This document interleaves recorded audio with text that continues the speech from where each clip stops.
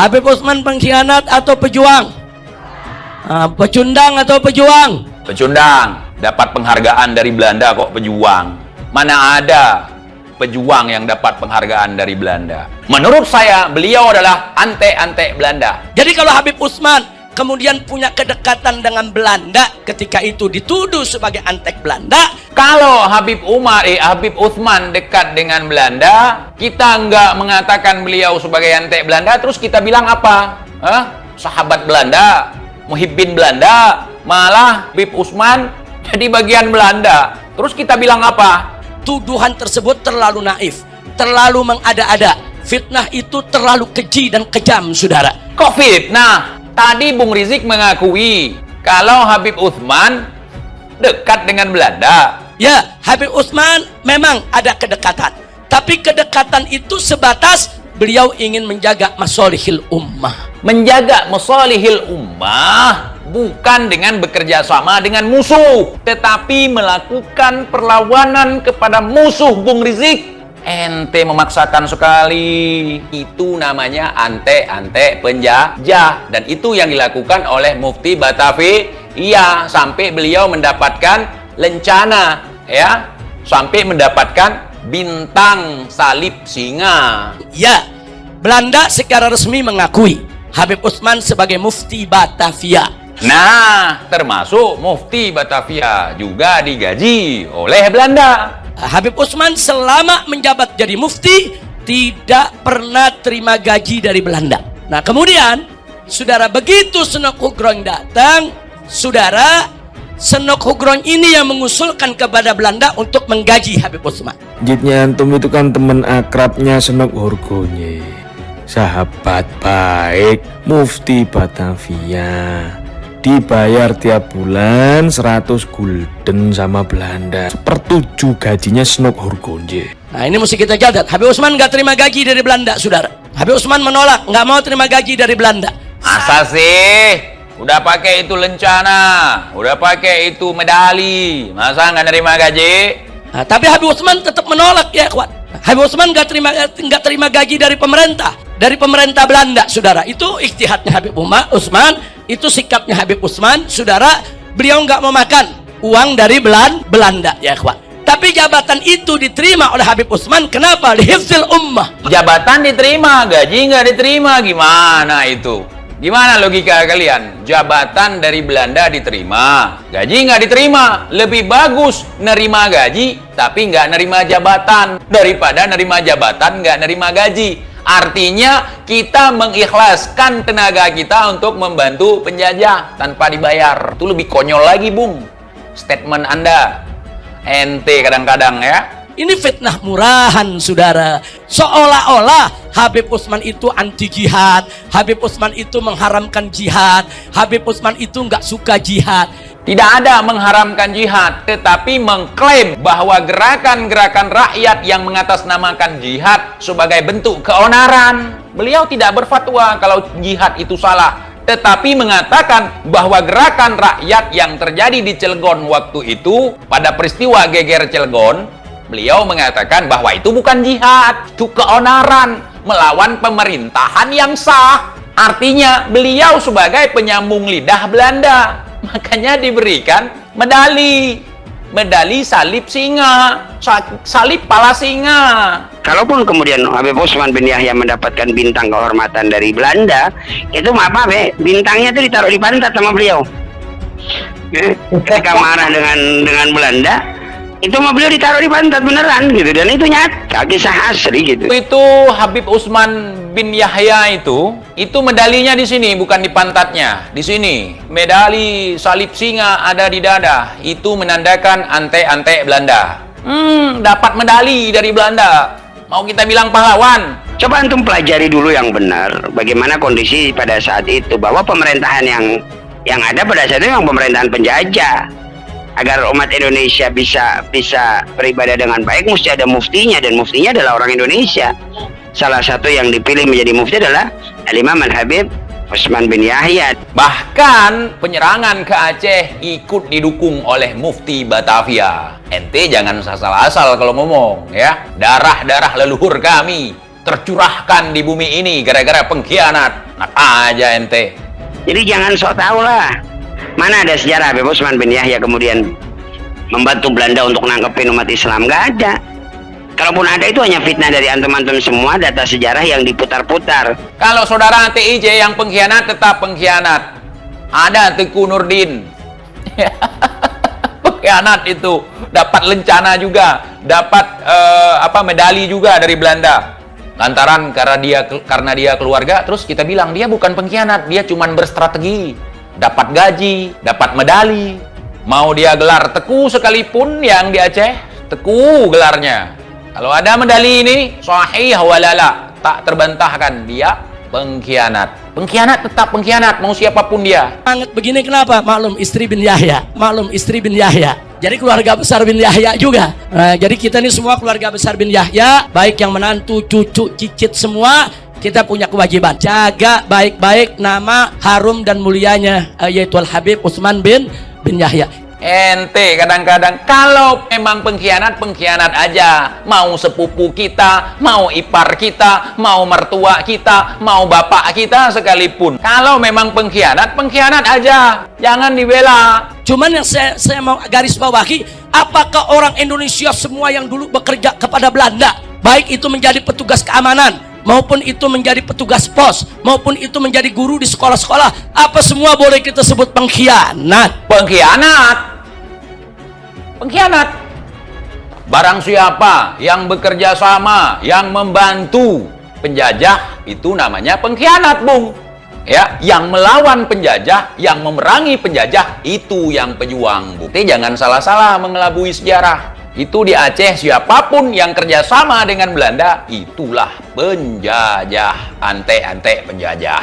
Mana ada orang kerjasama dengan penjajah, digaji sama penjajah, terus jadi pahlawan? Enggak begitu dong cara berpikirnya, saudara. Apakah petani-petani dulu, pekebun-pekebun yang kerja di perkebunan-perkebunan Belanda, dapat gaji dari Belanda, apa mereka semua kita sebut pengkhianat? Pengkhianat dong. Ngapain kerja sama Belanda? Ngapain jadi budak Belanda? Melawan dong. Di saat seluruh Indonesia melakukan perlawanan atas agresi Belanda, ya melawan, bukan tunduk kepada Belanda. Kalau tunduk kepada Belanda, itu namanya kita berkhianat kepada tanah air. Ini namanya innal harba khud'ah, saudara. Iya, yang namanya perang kan mesti strategi. Jadi jangan langsung dibilang pengkhianat. Jangan. Mereka dulu bekerja dengan Belanda sambil nyusun strategi. Strategi kok nunduk ke Belanda? Seharusnya endingnya kan melawan, bukan malah jadi mufti yang diangkat oleh Belanda. Berarti strateginya nggak mujur, ya? Bukan strategi tunduk takluk kepada Belanda. Ini kita nggak bantah kalau memang ada strategi. Kalau memang ante-ante Belanda tulen, itu nggak ada strategi-strateginya. Itu jurus ngeles. Jadi kalau ada yang bilang Habib Utsman ini dipengaruhi Senok Hugron, Senok Hugron itu datang belakangan. Bukan dipengaruhi, tapi koleganya. Kolega. Walaupun misalnya katakanlah Senok Hugronnya ini datang belakangan, dijemputlah sama beliau, surat menyurat dulu. Memang ada murasalah, ada surat menyurat antara Habib Utsman dengan Senok Hugron sebelum Senok Hugron datang di Jakarta. Kalau Raja Aceh dulu, Sultan Aceh dulu, disurati sama Ratu Wilhelmina, suratnya dirobek, menolak kerjasama apapun alasannya. Pantang bagi kami untuk menerima perintah daripada penjajah. Pantang bagi kita untuk bekerja sama dengan penjajah. Itu, Bung, di Aceh, Bung. Itu mufti itu, kalau misalnya dia nggak mau kerja sama dengan Belanda, dia buang itu. Dia buang itu yang namanya medali. Medali salib singa, entah apa itu. Pokoknya gitu namanya. Habib Rizik Syihab atau HRS mati-matian membela Habib Utsman bin Yahya, mufti Betawi yang dituduh sebagai antek Belanda. Dalam ceramahnya di acara open house bersama keluarga besar Mufti Betawi, yakni Habib Utsman bin Yahya, HRS mencoba menjelaskan dan meluruskan semua tuduhan miring yang dibuat para pembenci habaib terhadap Habib Utsman bin Yahya di perjuangan di masa penjajahan Belanda. Namun pernyataan Habib Rizik Syihab atau HRS langsung dibantah dengan keras oleh Tengku Iqbal Johar atau biasa dikenal dengan TIJ. Dengan tegas, TIJ membantah semua pernyataan HRS tentang Mufti Betawi Habib Utsman bin Yahya. Bahkan dengan lantang TIJ mengatakan kalau Mufti Betawi Habib Utsman bin Yahya adalah antek Belanda. Menurut berbagai sumber, lebih dari 100 tahun lalu, seorang Habib bernama Said Utsman bin Yahya juga pernah bikin geger karena doanya di Masjid Pekojan, Batavia pada 2 September 1898. Dia mendoakan Ratu Wilhelmina panjang umur, sejahtera dan sehat senantiasa. Dia juga berdoa semoga kerajaan Belanda bersinar terang dan rakyat Hindia Belanda dikaruniai hasil bumi, perkebunan, dan tambang. Kemudian Habib Utsman bin Yahya meminta pemerintah Hindia Belanda turut menyebarluaskan doa ini keluar Batavia, ke antero Jawa, dan menurut Jawa Bode yang menurunkan berita tentang doa ini sehari setelahnya juga sampai ke Madura. Ungkap Nico JG, kapten dalam The Said and the Queen. Said Utsman on Queen Wilhelmina's inauguration on the throne of the Netherlands in 1898, termuat di Journal of Islamic Studies, volume 9 nomor 2, 1898.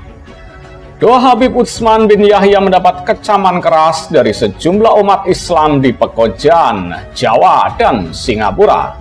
Terus-menerus menulis secara kotor dalam surat kabar berbahasa Arab. Mereka terus merusak nama baik Said Utsman dengan surat selebaran khusus yang dicetak di Surabaya. Sebut Snok Horgrone dalam nasihat-nasihat Snok Horgrone semasa kepegawaiannya kepada pemerintah Hindia Belanda, Jilid 9. Snok membaca beberapa surat dan berita di surat kabar tentang keberatan sejumlah orang terhadap doa Habib Utsman bin Yahya. Sebagian mereka menyebut Habib Utsman bin Yahya berlagak beragama di hadapan orang-orang seagama. Lainnya mempertanyakan kesalehan apa yang masih tersisa dari dirinya. Akib Sumanto dalam Politik Islam Hindia Belanda mencatat, tak sedikit pula yang menyebut doa Habib Utsman bin Yahya sebagai khutbah penjilat. Habib Utsman bin Yahya adalah ulama terkemuka di Batavia sepanjang abad ke-19. Dia lahir pada 2 Desember 1822. Dia mempelajari ilmu-ilmu agama meliputi fikih, hukum-hukum Islam, tasawuf, akhlak, tauhid, tata bahasa Arab, tafsir, dan hadis dari berbagai guru di Mekah, Madinah, Mesir, Aljazair, dan Istanbul. Sepulangnya ke Batavia pada 1862, Habib Utsman bin Yahya membuka pengajaran keagamaan kepada masyarakat. Namanya mulai kesohor berkat keluasan dan kedalaman ilmu fikihnya. Dia mendapat gelar Mufti Betawi. Dia agak berat menerimanya lantaran merasa belum cukup mempunyai ilmu.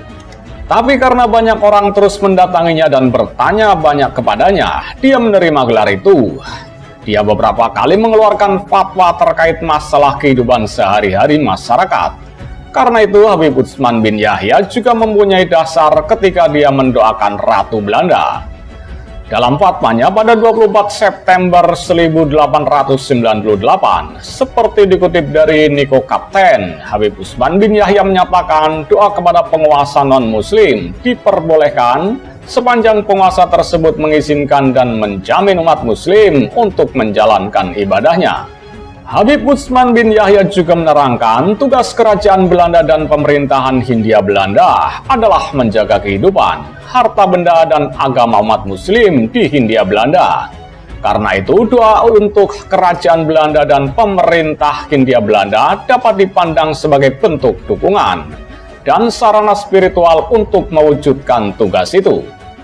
Habib Utsman bin Yahya mengakui tidak mudah untuk membuat keputusan tersebut.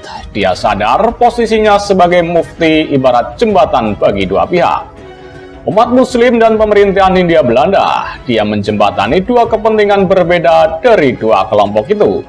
Kadang menempatkan Said Utsman dalam keadaan serba salah, tulis Akib Sumanto.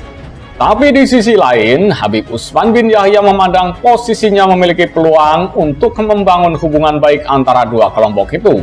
itu diperlukan untuk menjamin adanya kemakmuran bagi umat muslim di Hindia Belanda. Doa untuk ratu pun sebenarnya bukan inisiatif Habib Utsman bin Yahya. Permintaan atas doa tersebut adalah dari FWM Horgenstraten, Residen Batavia. Tapi Snok Horgrone telah memperingatkan bahwa doa semacam itu tak perlu karena akan mengundang kasak-kusuk di kalangan umat muslim dan citra buruk bagi pemerintah Hindia Belanda. Habib Utsman bin Yahya tak menggubris peringatan itu. Alasannya, kalau ia menolak memenuhi permintaan dari kepala daerah akan menimbulkan kesan keliru padanya. Tulis Snok menirukan tanggapan Habib Utsman bin Yahya. Pada akhirnya, peringatan Snok terbukti benar. Umat muslim tak hanya menyerang Habib Utsman bin Yahya, tapi juga pemerintah Hindia Belanda. Doa tersebut telah mengakibatkan arus pernyataan-pernyataan yang menghina terhadap pemerintahan Belanda, sebut Snok. Habib Utsman bin Yahya tampil terdepan membela pemerintah Hindia Belanda. Dia menghadapi cercaan dan serangan itu dengan argumentasi yang berlandaskan ilmu agama. Tak semua orang menerimanya, tapi tak sedikit pula yang membelanya. Islam dalam pemerintahan kolonial selalu menjadi penghalang, yang selalu menyusahkan kuku kolonial leluasa menancapkan kekuasaan di bumi Nusantara. Pemberontakan yang dipimpin para ulama dan haji selalu diwaspadai oleh para gubernur jenderal, hingga kemudian dipikirkan cara terbaik untuk meredam semangat perlawanan umat Islam. Pendirian kantor For Irlandes C. Second atau kantor urusan nasihat untuk masalah pribumi pada 1899 menandai kewaspadaan total pemerintah kolonial terhadap gerakan Islam. Sebab mayoritas pribumi adalah beragama Islam, maka otomatis Islam menjadi fokus garapan kantor ini. Nama Snok Horgrone cukup dikenal sebagai kepala komisaris kantor tersebut. Selain nama besarnya dalam studi Islam di Hindia Belanda, rekam jejak Snok cukup istimewa. Ia berhasil membuat pemerintahan kolonial Hindia Belanda meningkat kewaspadaan kepada politik umat Islam. Snok meyakinkan pemerintahan Belanda agar mereduksi Islam sekedar berkembang menjadi agama ibadah saja. Politik Islam yang menjadi inspirasi perlawanan terhadap pemerintahan kolonial sedikit banyak dikurangi. Kejeniusan Snok tidak lepas dari kenyataan dirinya adalah seorang muslim dengan menyamar sebagai Abdul Ghaffar. Snok telah mempelajari Islam di Mekah dan yang tidak kalah penting, Snok didampingi seorang ulama, yaitu Sayyid Utsman. Rekam jejak Sayyid Utsman terbilang kontroversi pada zamannya. Di saat para ulama lain gigih menentang pemerintahan kolonial, ia justru ada dalam kubu seberang. Tak jarang Sayyid Utsman menjadi santapan empuk kritik ulama saat itu. Ia dituduh menjual agama kepada pemerintahan kolonial. Hal ditambah kenyataan bahwa Sayyid Utsman adalah seorang mufti di wilayah Batavia. Hubungan Sayyid Utsman dengan pemerintah kolonial sudah terbentuk jauh sebelum Snok datang ke Indonesia dan menjabat sebagai kepala kantor urusan pribumi atau kantor For Irlandes C. Second. Sayyid Utsman diangkat menjadi penasehat urusan Arab pada tahun 1891. Alasan pengangkatan Sayyid Utsman itu tidak lepas dari kondisi masyarakat Arab di Indonesia saat itu. Awalnya, masyarakat Arab yang digambarkan sebagai masyarakat yang mencintai baca tulis, berfokus pada urusan perdagangan, sementara dalam urusan sosial politik, masyarakat Arab tidak memiliki rasa simpatik yang tinggi. Namun sejak kemunculan semangat pan-Islamisme yang ditandai dibukanya konsulat Turki di Batavia, masyarakat Arab mulai berbicara tentang hak-hak politiknya.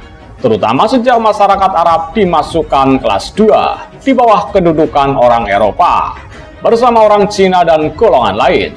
Meskipun nasib mereka lebih baik daripada pribumi yang ditempatkan sebagai masyarakat kelas 3. Kekhawatiran akan adanya pemberontakan, pihak Belanda mengangkat Sayyid Utsman sebagai penasihat pemerintah kolonial untuk urusan Arab. Ia dipilih karena kualitas keilmuan Sayyid Utsman. Jauh sebelum diangkat, Sayyid Utsman telah bekerja sama dengan K.F. Holley untuk pembuatan peta Hadramaut. Keintelektualan Said Usman dibuktikan dengan cukup produktifnya ia menelurkan tulisan. Kebanyakan tulisan Said Usman berkisar pada semangat penolakan pada praktik-praktik bid'ah yang sebenarnya dialamatkan kepada gerakan-gerakan tasawuf. Sebelum kedatangannya, Sunok telah mengenal Said Usman lewat tulisan-tulisannya yang menurut Sunok akan sangat membantu kebijakan pemerintahan kolonial. Sebab negatifnya terhadap tasawuf membuat Said Usman mengutuk pemberontakan petani Banten yang diinisiasi oleh para sufi. Sang mufti memberi pendapat ganjil bahwa pemberontakan rakyat Banten bukan jihad melawan orang kafir karena tidak memenuhi syarat-syarat jihad. Meskipun ia tidak memberikan gambaran jihad secara utuh. Ajakan Sunok untuk mendampinginya sebagai peneliti makin membuat posisi Said Usman kian penting. Ia berfungsi memberikan informasi kepada Sunok tentang perkembangan Islam pada kala itu. Bahkan dengan keleluasaan ilmu fikihnya, terkadang Said Usman dipandang memberikan pendapat yang sejalan dengan kepentingan pemerintahan kolonial Belanda. Hal ini terjadi dalam kasus pembangunan masjid baru di Palembang. Pembangunan masjid baru diperlukan karena jemaah semakin membludak. Namun hal ini justru menimbulkan perselisihan. Peradilan agama dan residen merestui pembangunan masjid baru. Sedangkan Said Usman berpendapat pembangunan masjid baru tidak sejalan dengan mazhab Syafi'i yang banyak dianut di Indonesia. Mengutip pendapat Imam Syafi'i bahwa jarak satu masjid dengan masjid yang lain adalah sampai adzan masjid yang satu dengan yang lain tidak terdengar. Yang menurut Sunok adalah kira-kira sejauh 2 km. Bahkan menurut Said Usman, pembangunan masjid baru ini semacam pembangunan Masjid Dirar yang dibangun pada masa Rasulullah. Masjid Dirar merupakan masjid yang dibangun oleh kaum munafik untuk tujuan melawan Rasulullah.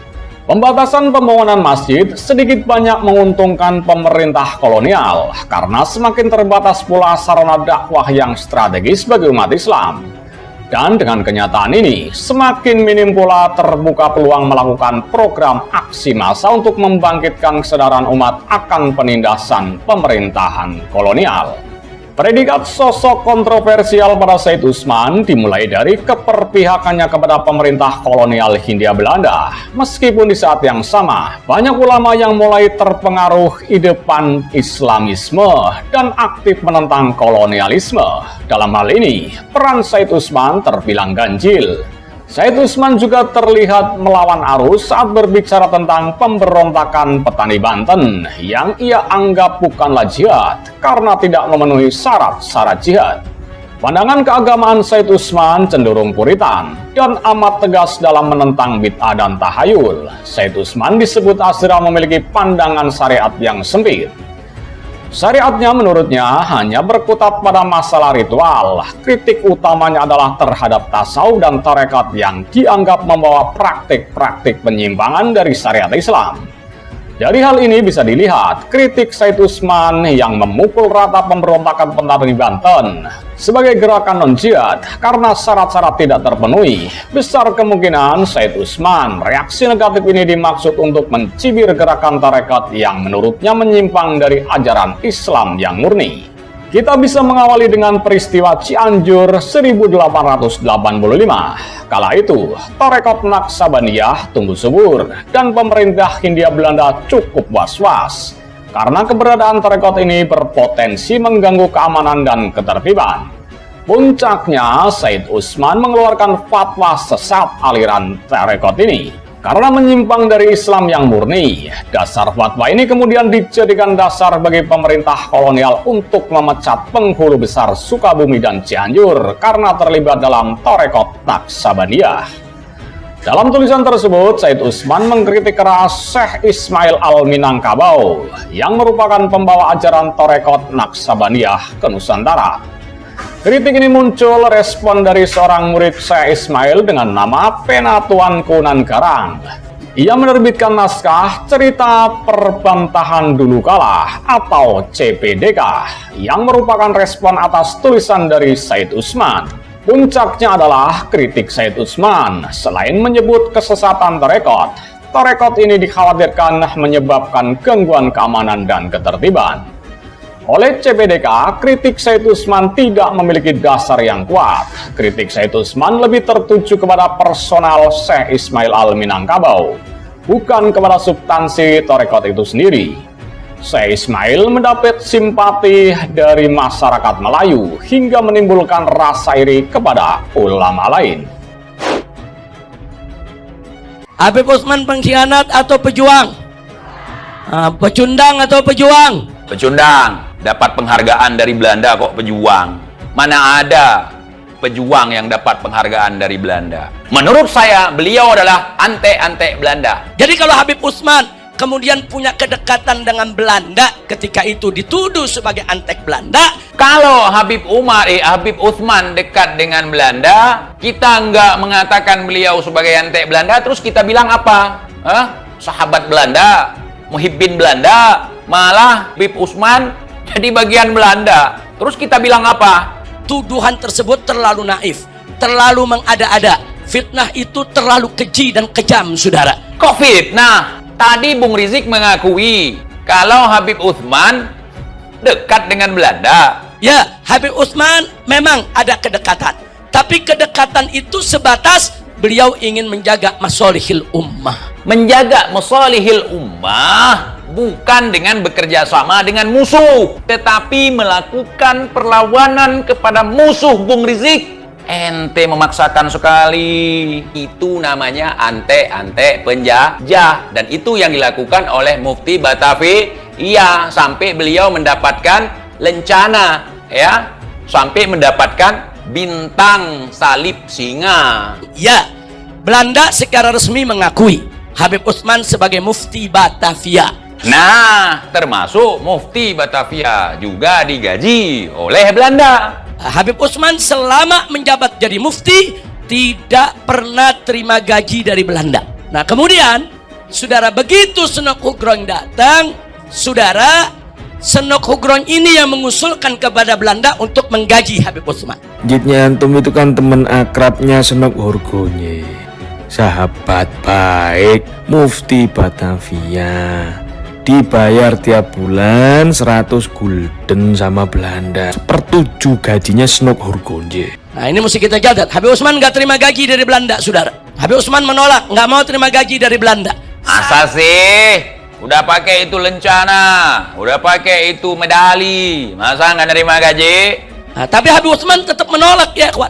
Habib Utsman nggak terima gaji dari pemerintah Belanda, saudara. Itu ijtihadnya Habib Utsman, itu sikapnya Habib Utsman, saudara. Beliau nggak mau makan uang dari Belanda, ya kawan. Tapi jabatan itu diterima oleh Habib Utsman. Kenapa? Lihifzil ummah. Jabatan diterima, gaji nggak diterima, gimana itu? Gimana logika kalian? Jabatan dari Belanda diterima, gaji nggak diterima. Lebih bagus nerima gaji tapi nggak nerima jabatan daripada nerima jabatan nggak nerima gaji. Artinya kita mengikhlaskan tenaga kita untuk membantu penjajah tanpa dibayar. Itu lebih konyol lagi, Bung, statement Anda. Ente kadang-kadang, ya. Ini fitnah murahan, saudara. Seolah-olah Habib Utsman itu anti jihad, Habib Utsman itu mengharamkan jihad, Habib Utsman itu nggak suka jihad. Tidak ada mengharamkan jihad, tetapi mengklaim bahwa gerakan-gerakan rakyat yang mengatasnamakan jihad sebagai bentuk keonaran. Beliau tidak berfatwa kalau jihad itu salah, tetapi mengatakan bahwa gerakan rakyat yang terjadi di Cilegon waktu itu, pada peristiwa geger Cilegon, beliau mengatakan bahwa itu bukan jihad, itu keonaran melawan pemerintahan yang sah. Artinya beliau sebagai penyambung lidah Belanda, makanya diberikan medali salib singa, salib pala singa. Kalaupun kemudian Habib Utsman bin Yahya mendapatkan bintang kehormatan dari Belanda, itu apa bintangnya itu ditaruh di pantat sama beliau. Ketika marah dengan Belanda, itu mah beliau ditaruh di pantat beneran gitu, dan itu nyata, kisah asli gitu. Itu Habib Utsman bin Yahya itu medalinya di sini, bukan di pantatnya, di sini. Medali salib singa ada di dada, itu menandakan antek-antek Belanda. Dapat medali dari Belanda. Mau kita bilang pahlawan? Coba antum pelajari dulu yang benar bagaimana kondisi pada saat itu, bahwa pemerintahan yang ada pada saat itu memang pemerintahan penjajah. Agar umat Indonesia bisa beribadah dengan baik, mesti ada muftinya, dan muftinya adalah orang Indonesia. Salah satu yang dipilih menjadi mufti adalah Al-Imam Al-Habib Utsman bin Yahya. Bahkan penyerangan ke Aceh ikut didukung oleh Mufti Batavia. Ente jangan asal-asal kalau ngomong ya. Darah-darah leluhur kami tercurahkan di bumi ini gara-gara pengkhianat. Nak aja ente. Jadi jangan sok tahu lah. Mana ada sejarah Habib Utsman bin Yahya kemudian membantu Belanda untuk nangkepin umat Islam? Nggak ada. Kalaupun ada, itu hanya fitnah dari antum-antum semua, data sejarah yang diputar-putar. Kalau saudara TIJ yang pengkhianat tetap pengkhianat. Ada Teku Nurdin. Pengkhianat itu dapat lencana juga, dapat medali juga dari Belanda. Lantaran karena dia keluarga, terus kita bilang dia bukan pengkhianat, dia cuman berstrategi. Dapat gaji, dapat medali. Mau dia gelar Teku sekalipun yang di Aceh, Teku gelarnya. Kalau ada medali ini, sahih walala, tak terbantahkan, dia pengkhianat. Pengkhianat tetap pengkhianat, mau siapapun dia. Sangat begini kenapa? Maklum istri bin Yahya. Maklum istri bin Yahya. Jadi keluarga besar bin Yahya juga. Nah, jadi kita ini semua keluarga besar bin Yahya, baik yang menantu, cucu, cicit semua, kita punya kewajiban jaga baik-baik nama harum dan mulianya yaitu Al-Habib Utsman bin Yahya. Ente kadang-kadang kalau memang pengkhianat aja, mau sepupu kita, mau ipar kita, mau mertua kita, mau bapak kita sekalipun, kalau memang pengkhianat aja, jangan dibela. Cuman yang saya mau garis bawahi, apakah orang Indonesia semua yang dulu bekerja kepada Belanda, baik itu menjadi petugas keamanan maupun itu menjadi petugas pos, maupun itu menjadi guru di sekolah-sekolah, apa semua boleh kita sebut pengkhianat? Pengkhianat. Barang siapa yang bekerja sama, yang membantu penjajah, itu namanya pengkhianat, Bung. Ya, yang melawan penjajah, yang memerangi penjajah, itu yang pejuang, Bung. Jangan salah-salah mengelabui sejarah. Itu di Aceh, siapapun yang kerjasama dengan Belanda, itulah penjajah, ante-ante penjajah.